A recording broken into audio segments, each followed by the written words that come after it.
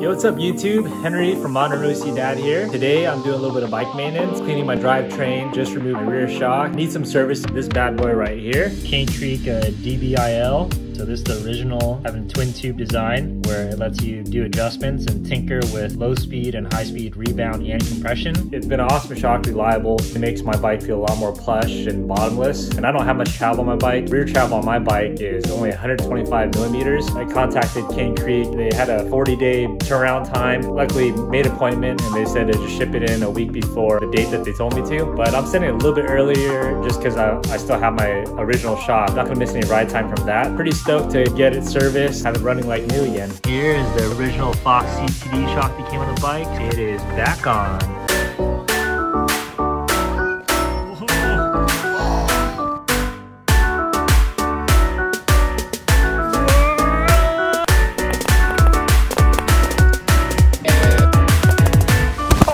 The drivetrain already, so that's looking nice. Here are my new pedals, because my old pedals, the bearings disintegrated. I'm running the ODI Elite Flow grips. Pretty solid grips, but you can see they're also pretty worn out. Got blue ones, so I'm gonna put some blue ones on to match all my little accents, like my Chris King bottom bracket, Chris King headset right here. It's about time to replace these grips. I got some brand new ones, ODI Elite Pros instead of the Flow. These are pretty sick. More color coordination on my bike. Decided to put on these new grips and then trim my bars. Right now I'm running 800 millimeters. I have the Enve downhill bars, so they come at 800. I've never chopped them down. I'm gonna trim it, just try out 780, just a little bit smaller. You know, see how I like it. Took off my grips on my handlebars. It actually does show the 780 millimeters right there. That's where I want to cut the bars, but I always like to double check, you know, measure twice and then cut once. Enve did their job. It was accurate. 10 millimeters on each side to trim off. Taping this up and then use my saw guide and my carbon saw to cut this off. So after I measured it, what I did was I actually stuck some tape right underneath the pre-marked mark there. I already measured it to make sure it's accurate. So that is for a 780 cut, taped right under the line on both ends. Tools I'm using today to cut my carbon bars. A hacksaw that I got off Amazon. The Craftsman comes with the carbon steel flexible blade, but I opted just to go with the tried and true Hard Tool CSB1, which is made for cutting carbon bars. I'm using right here the Hard Tool SG72. It's an oversized adjustable saw guide. It's got two different sizes, whether you want to cut handlebars or you can actually use it to cut the steer tube off a fork. I actually upgraded my fork and I had to cut my steer tube on my fork. Originally my bike came with the Fox 32, but as you can see here, I've upgraded to the Fox 34. Originally it was only 130 millimeters travel. When I beefed up the fork, I upgraded the fork to a 140 travel in the front. Got my saw guide on and now I'm proceeding to cut where I started a little bit and I'm just gonna finish off the job. It's off now, so I'm just gonna remove the saw guide and then saw down the edges of the bar.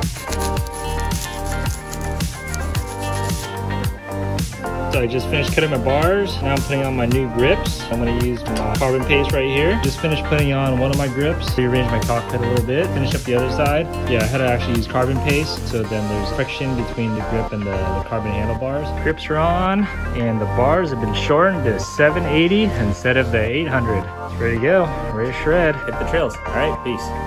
All right, ready to drop in Waterworks sunset sessions.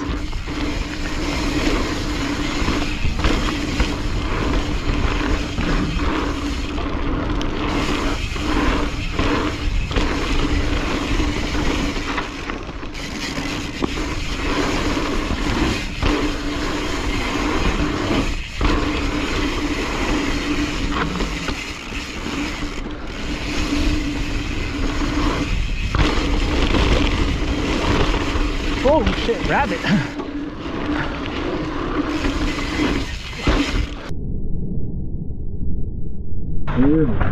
Doing a run over that rabbit, it was coming right on the trail. Oh yeah.